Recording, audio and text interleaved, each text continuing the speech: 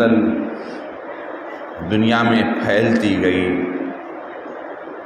جس علاقے میں جو لوگ پھیلے وہاں کی آب و ہوا سے اس کی رنگت، اس کے معاملات، اس کی خد و خدامت،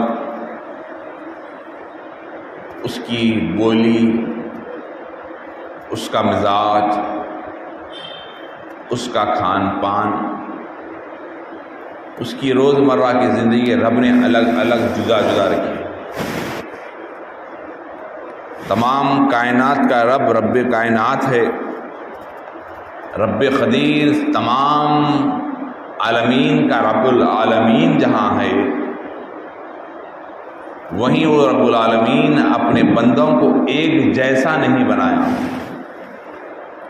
یہ ایک جیسا نہیں بنانا بھی اس کی ایک توحید کی اعلیٰ صفت ہے۔ آپ اور ہم دیکھتے ہیں کہ جو ہے ایک گھر میں لوگ ہوتے ہیں، ایک والد کے بچے ہوتے ہیں، ایک ماں کے بچے ہوتے ہیں، لیکن ایک جیسے نہیں ہیں۔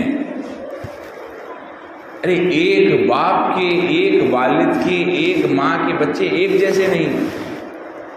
اس رب قدیر کی قدرت پہ قربان جائیے کہ مولا کیسے کیسے نے انسانوں کو بنایا، اور تو اور اس رب قدیر کی بے انتہا تعریف ہم کریں کہ جو ہے وہ زمین کے حصوں میں بہنے والا جو پانی ہے،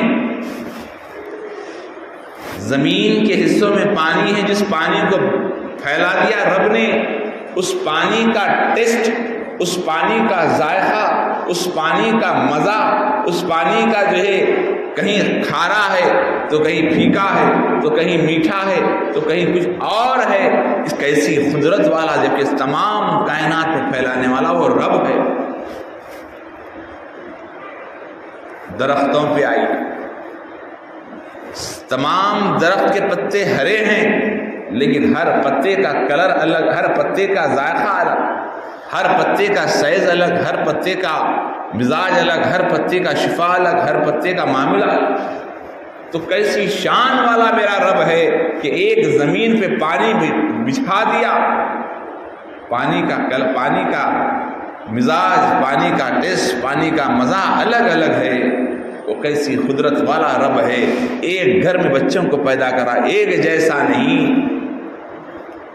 ایک ملک میں لوگ رہ رہے ہیں ایک جیسے نہیں، ایک بستی میں لوگ ہیں ایک جیسے نہیں۔ تو یہ اللہ بتانا چاہتا ہے کہ دیکھو میں تمام کا مالک میں ہوں، مالک یوم الدین۔ وہ اللہ ایک ہو کر اور تمام کو بنایا۔ اب یہاں کلر الگ ہے، رنگ الگ ہے، خد و خدامت الگ ہے، لیکن اللہ نے انگوٹھا جو بنایا، ہاتھ کی لکیریں جو بنائی، کیا شان والا میرا رب ہے کہ اللہ نے ہر ایک کے ہاتھ کے لکیریں تک الگ ہے۔ کوئی دنیا میں یہ دعویٰ نہیں کر سکتا کہ میری لکیر اور مسجد محمدیہ کے فلاں صاحب کی لکیریں سیم ہیں۔ کہہ سکتا ہے؟ آپ دبئی بھی جا کے، باہر جا کے کہیں ملتا؟ کہیں نہیں، نہ دبئی میں ہے نہ امریکہ میں، ہر ایک کی اللہ نے الگ الگ بنا دیا۔ کیا شان والا رب ہے! کبھی غور کریں آپ، فبی علی ربکما تکذبان جو رب نے سورہ رحمان میں بار بار کہا، کیوں؟ کون سی نعمتوں کو جھٹلاؤ؟ تو کیسی شان والا رب ہے۔ ہمیشہ اس رب کی بڑائی کرنے کے لیے اللہ نے قرآن میں سب سے پہلا کیا ہے؟ الحمدللہ رب العالمین کہا، میں تمام عالمین کا رب ہوں۔ وہ رب اتنی شان والا رب ہے، آپ کو بنایا، ہم کو بنایا، ہم سے پہلے کئی ماڈلز ہے، کئی نمونے آئے، کئی لوگ آئے، زمین کے اندر چلے گئے۔ اسی لیے کہا گیا کئی سکندر اس زمین کے اندر ہم سوچ نہیں سکتے۔ اوپر بچے آواز نہ کرے، ذرا دیکھ کون ہے جا کے۔ عرض کر رہا تھا کہ اللہ نے انسانوں کو جو بنایا، کہا خلق الانسان فی احسن تقویم، ہم نے انسان کو سب سے بہترین سانچے میں ڈھالا، سب سے بہترین سانچے میں ڈھالا انسان۔ اب انسان بننا ضروری ہے۔ اللہ سبحانہ و تعالیٰ کی صفت، بھوکے کو کھانا کھلانا ہے، پیاسے کو پانی پلانا ہے، مظلوم کی مدد کرنا ہے۔ اللہ نے کبھی یہ نہیں کہا کہ میں فلاں کی مدد کروں گا، لیکن ایک مقام پہ رب نے فرمایا کہ میں مظلوم کی مدد کرتا ہوں، چاہے وہ مظلوم گناہگار کیوں نہ ہو، وہ مجھے رب مانتا ہو یا نہ مانتا ہو، مجھے اللہ کہتا ہو یا نہ کہتا ہو، میں اس کی آہ کو سنتا ہوں، مظلوم کی آہ کو سنتا ہوں۔ مظلوم کون؟ اگر کسی کا تم نے دل دکھایا، اتنے سارے انسانوں کو بنا کر کہا کہ میں مظلوم کی آہ کو سنتا ہوں۔ نبی پاک رؤوف الرحیم ختم المرسلین صلی اللہ علیہ وآلہ وسلم نے فرمایا کہ تم مظلوم کی آہ سے ڈرو۔ صحابہ نے عرض کیا یا رسول اللہ مظلوم کون؟ کہا بے ضروری غیر ضروری اگر تم کسی کا دل توڑتے ہو، اگر اس کی زبان سے جملہ بددعا وغیرہ نکلی نہیں، خالی دل سے نکلی، مجھے اس نے تکلیف دی، اندر ہی اندر اس کو اگر ذری سی تکلیف محسوس ہوئی تو اس کی آہ عرش کو ہلاتی ہے اور اس کے حق میں جو بددعا بن کر عذاب نازل ہوتا ہے۔ مظلوم کی آہ سے ڈرو۔ آج جو انسانیت ختم ہو رہی ہے، اللہ نے اتنے پیارے پیارے ماحول کو بنایا، آپ کبھی اپنے اندر غور کر کے دیکھیں، جس وقت ہم پیدا ہوئے تھے کیا ہمیں ہمارے کپڑوں کا ہوش تھا؟ کیا ہم اپنے لباس کے بارے میں خیال کیے تھے؟ نہیں۔ ہمارے سامنے کوئی آ کے ہماری تعریف کرتا تو کیا ہمیں خوشی ہوتی؟ نہیں۔ وہ چھوٹے چھوٹے ہاتھ، بالکل وہ چھوٹے چھوٹے پیر، تھوڑے بڑے ہوئے تھوڑے بڑے ہوئے تھوڑے بڑے ہوئے، جب زمین پہ قدم رکھنا شروع کرے تو گرنا شروع کرے، رینگنا شروع کرے، زمین پہ سکھنا شروع کرے، اس کے بعد رینگنا شروع کرے۔ جب کھڑے ہونے کی کوشش کرے تو بڑوں نے کہا کھڑے رہو منا، کھڑے رہو منا، کھڑے رہے۔ جب چلنے کے قابل ہوئے تو جو لڑک ڈھلتے ڈھلتے جو ہے آپ گرتے گرتے سنبھلنا شروع کرے۔ اللہ نے کیسا کیسا انسان کو پروان چڑھایا۔ جب وہ بڑا ہونے لگا تو رب نے کہا جب 7 سال کی عمر ہو جائے تو حیا علی الصلاۃ، حیا علی الفلاح، آؤ کامیابی کی طرف، آؤ کامیابی کی طرف۔ جو قدم ٹھہرنے کے قابل نہیں تھے، جب ٹھہر گیا تو رب نے کہا آؤ میرے گھر کی طرف، آؤ نماز کی طرف، آؤ اللہ کی طرف۔ تو جو لبیک کہتے ہوئے جو گھر مسجد کی طرف نکلا تو کہا یہ کامیاب ہے، یہ کامیاب ہے، یہ کامیاب ہے۔ اللہ چاہتا یہ ہے کہ اللہ نے انسان کو اور جنات کو جو ہے اللہ نے اپنی عبادت کے لیے پیدا فرمایا۔ بندے کو پیدا کرنے کا مقصد یہ ہے کہ اللہ کی عبادت کرے، اللہ کی معرفت حاصل کرے، رسول کی محبت کے ساتھ سجدوں کو ادا کرے۔ تو اللہ کہتا ہے کہ ایسے بندوں کے لیے خوشخبری ہے، ان کے حق میں اللہ جنت الفردوس کو بنایا۔ بتاؤ آج ہم اپنے بچوں کو لے کر مسجد کی طرف آنے کا مطلب یہ ہے کہ بیٹے تمہاری زندگی کا مقصد اللہ کی عبادت ہے، اللہ کی معرفت کو حاصل کرنا ہے۔ بزرگان دین، سرکار پیران پیر، قطب ربانی، محبوب سبحانی، خنجر نورانی، میرا محی الدین شیخ عبد القادر جیلانی رحمۃ اللہ تعالیٰ علیہ، جب آپ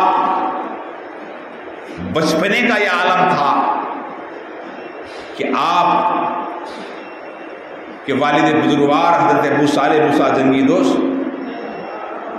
جب آپ نماز میں کھڑے رہتے والد بزرگوار تو اپنے بیٹے کو کھڑے بازو کھڑے لے کر کھڑے رہتے،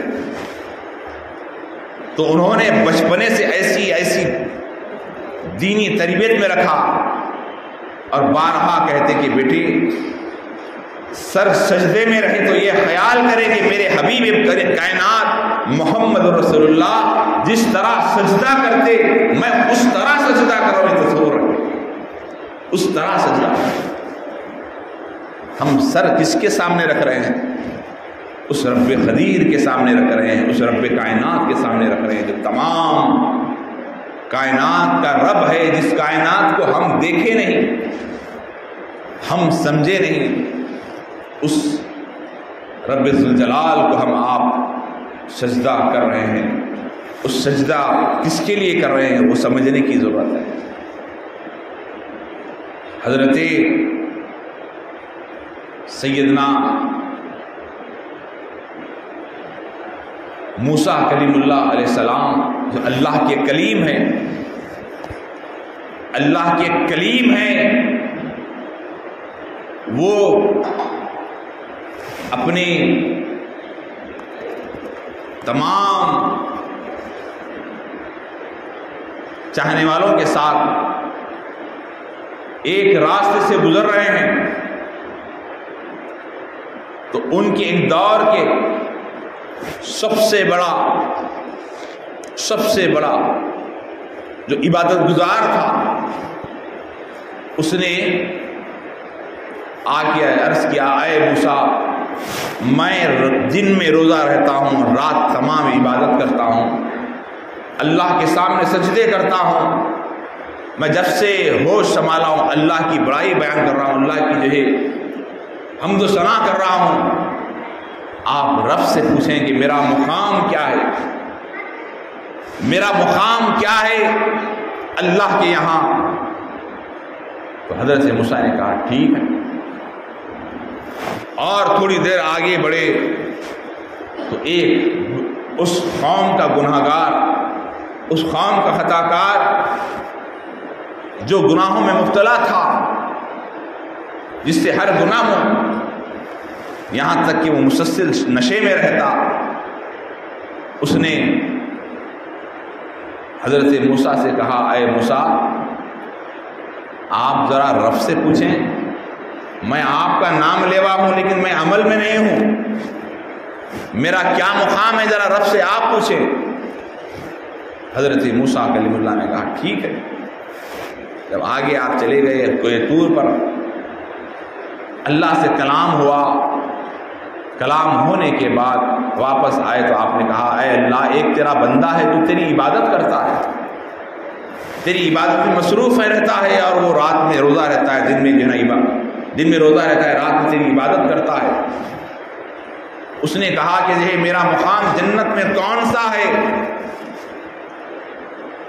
تو اللہ نے کہا، اے موسیٰ اس سے کہہ دو کہ ہم اس سے راضی ہو چکے ہیں، اس کا مقام جنت میں بہت اعلیٰ فلاں مقام ہے، ایک محل بتا دی، اس کو کہہ دو کہ اس کی ہم جنت ہم نے لکھی ہے۔ اس کے بعد حضرت موسیٰ نے کہا، اے اللہ ایک شخص ہے جو گناہ گار ہے، خطا کار ہے، نافرمانی کرتا ہے، نشے میں رہتا ہے، اس نے بھی مجھ سے پوچھا کہ میرا مقام کیا ہے، جب بستی میں جاؤں گا تو وہ مجھے پکڑ لے گا، کیونکہ وہ شراب کے نشے میں رہتا ہے،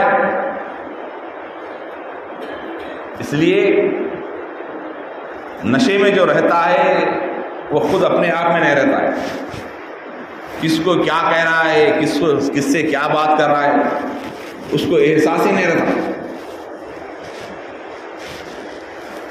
ہر اللہ کا شکر ہے کہ پہلے اس طرح کے نشے کے عادی لوگ نہیں آج نظر نہیں آ رہے۔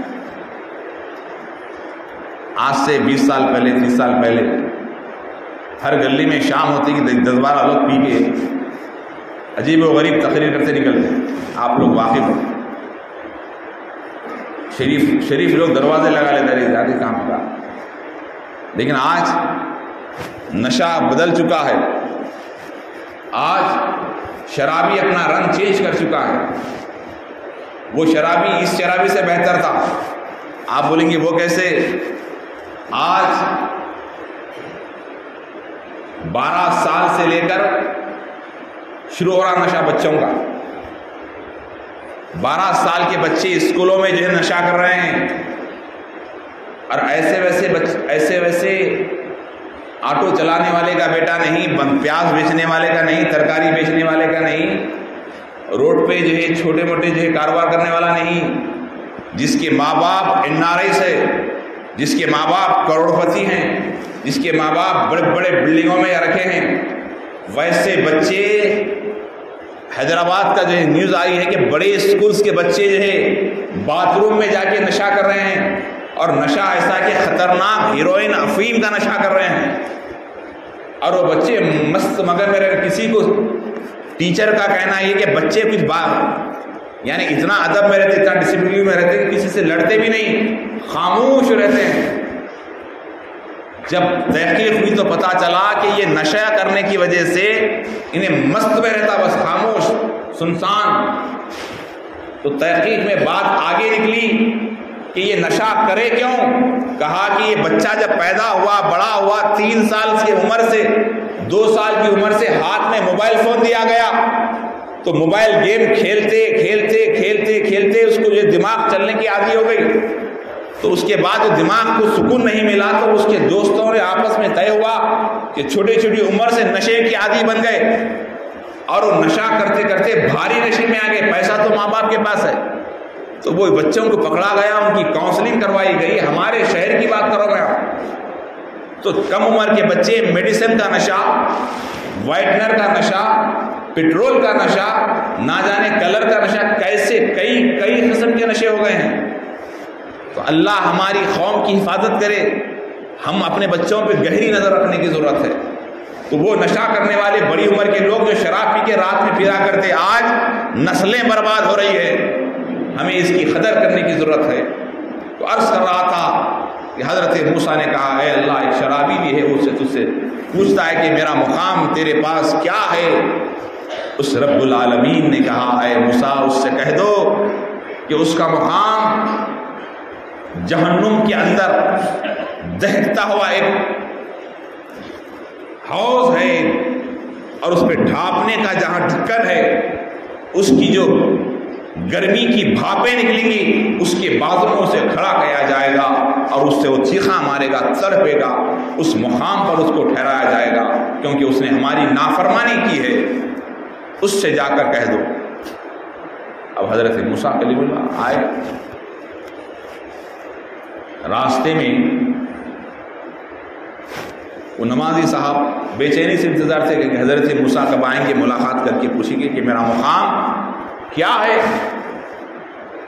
جیسے ہی حضرت موسیٰ کلیم اللہ آئے تو وہ شرابی سے پہلے نمازی مل گئے، کیونکہ اکثر جلدی ہوتی ہے. امتحان کا رزلٹ کب آتا جیسے بے چینی تھی. تو حضرت موسیٰ علیہ السلام جیسے آئے، کہا نمازی صاحب ملاقات کر کے بولے کہ اے موسیٰ بتاؤ کہ اللہ نے میرے بارے میں کیا کہا، اور میرا مقام جنت میں کیا ہے. تو حضرت موسیٰ نے کہا اے اللہ کے بندے، مبارک ہو کہ تیرا مقام اللہ کے پاس. اللہ نے تیرے تعلق سے کہا کہ تجھے اللہ جنت عطا فرمایا ہے، اور جنت میں محل عطا فرمایا ہے. جنت میں محل عطا فرمایا ہے. تو اس نے جو ہے سن کر جو ہے بس مطمئن ہو کے چلا گیا. اس کے ذہن میں یہ تھا کہ میں تو اللہ کی عبادت کر رہا ہوں، اللہ کی حمد کر رہا ہوں، اللہ کی تسبیح بیان کر رہا ہوں، اللہ کی تعریف کر رہا ہوں، سجدہ کر رہا ہوں. اللہ مجھے جنت تو دے گا ہی دے گا، لیکن کچھ خاص سب سے الگ ہوگا، ایسا تصورات اس کے دل میں، اس کے انٹینشن تھا، اس کے خیالات تھے. اس کے بعد وہ چلا گیا. جانے کے بعد آگے ایک شرابی ملتا ہے، وہ پوچھتا ہے اے موسیٰ بتاؤ اللہ کے پاس میرا کیا مقام ہے، اللہ نے میرے تعلق سے کیا کہا. حضرت موسیٰ نے کہا اے اللہ کے بندے، اللہ تیرے تعلق سے غضبناک ہے، اور کہا کہ تیرا مقام جہنم میں ہے، اور تیرے مقام جہنم میں ہے، اور اللہ نے کہا کہ تجھے وہاں کھڑا کیا جائے گا جہاں ایک जहन्नुम के अंदर एक हौज होगा, एक बहुत बड़ा, जिसके अंदर जहन्नुमी के लिए पीप और खून पका जाएगा और वो इतना गर्म होगा कि उसके भापें, जिसके ऊपर एक ढक्कन ढापा जाएगा, उससे जो भापें निकलेंगे, उससे जो भाप निकलेगी, उसकी इतनी गर्मी होगी, उससे तू हलाक होगा, चीखेगा, चिल्लाएगा और तुझे वहीं तुझे फिर से जिंदा किया जाएगा। तेरा मुकाम उस जहन्नुम के अंदर उस मुकाम पर है। उसने कहा मूसा फिर एक बार कहो। मूसा ने फिर कहा तेरा मुकाम जहन्नुम में फलां दरख्त के बाजू में है। मूसा से बार बार जिद करके कहने लगा। अब उसके बाद चीख मार के कहने लगा, ऐ अल्लाह तेरा शुक्र है कि तू मुझ जैसे गुनाहगार को याद रखा। इतनी सारी दुनिया के अंदर इस जैसे गुनाहगार को तूने याद रखा और मेरा नाम लिया। तेरी कुदरत पे लाखों सजदे हो, लाखों सजदे हो। ऐ अल्लाह तेरा शुक्र है, तेरा शुक्र है, शुक्र है कह रहा है, झूम रहा है। पहले से नशे में था।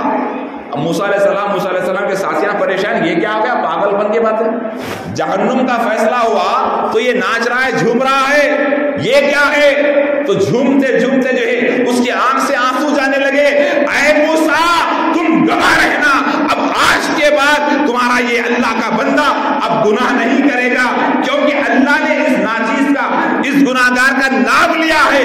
मैं आज तौबा करता हूं और मैं अल्लाह की हम्द करता हूं, आज के बाद मैं गुनाह नहीं करूंगा। ये कहकर जो है वक्त हो गया। फिर दोबारा जो है हजरत मूसा अल्लाह के पास गए, कोई दूर पर गए। जाने के बाद गुफ्तगू हुई। अल्लाह ने कहा मूसा तुमने दो बंदों का सवाल किया था, उनका मुकाम क्या है? एक तो जो नेक था, एक तो मुत्तकी था, एक तो इबादत गुजार था, एक तकवे वाला था। उसके ताल्लुक से आपने पूछा था कि उसका मुकाम जन्नत में क्या है। तो सुनो, हमने अपने फैसले को जो है उस वक्त कह दो कि वो जो जन्नती था, जो जन्नत में आला महल देने के बाद उसकी जबान से अल्हम्दुलिल्लाह नहीं निकला, उससे कह दो शुक्र अदा नहीं करने की वजह से उसको जन्नत से हमने उसे जहन्नुम में तब्दील कर दिया। शुक्र ना करने की वजह से जन्नत से जहन्नुम में तब्दील कर दिया। और उस बंदे से कह दो जो गुनाहगार था, खताकार था, लेकिन उसने हमारा शुक्र अदा किया, हमने उसे जहन्नुम से जन्नत में तब्दील कर दिया। अल्लाह हज़रत मूसा हैरान, ये क्या हो गया? कहा कि जो शुक्र अदा करता है मुझे वो जबान सबसे ज्यादा पसंद है, जो हजारों सजदे करती है उससे ज्यादा वो जबान पसंद है जो मेरा शुक्र अदा करती है, तो बुजुर्ग और दोस्तों अल्लाह के शुक्रगुजार बनते रहें, दाल खाएं शुक्र अदा करें, जिस हाल में मेरा रब रखे उसका शुक्र अदा करें, लाख शुक्र अदा करें। अल्लाह बेइंतहा नवाजेगा। रब की बारगाह में दुआ है अल्लाह ताला हम सबको शुक्रगुजार बंदों में शुमार फरमाए, आसमानी ज़मीनी बलाओं से हमारी हिफाजत फरमाए, हम सबको नेक और एक बनाए। मौला हमारे बच्चों की उम्र दराज फरमाए, हम सबकी उम्र में बरकत अता फरमा, रिस्क में बरकत अता फरमा। मौला हमारे कारोबार में बरकत अता फरमा। यहाँ जितने लोग बैठे हैं सबकी दुआओं को कबूल फरमा। आसमानी ज़मीनी बलाओं से, वबाओं से, जानी माली जिस्मानी नुकसान से हमारी हिफाजत फरमा। जिनके शादियाँ नहीं हुई मेरे गुलाम की शादियों के असबाब बना, और जिनके शादियाँ हो चुकी आपस में मोहब्बत अता फरमा। मौला जो बे औलाद उन्हें औलाद वाला बना दे, अपने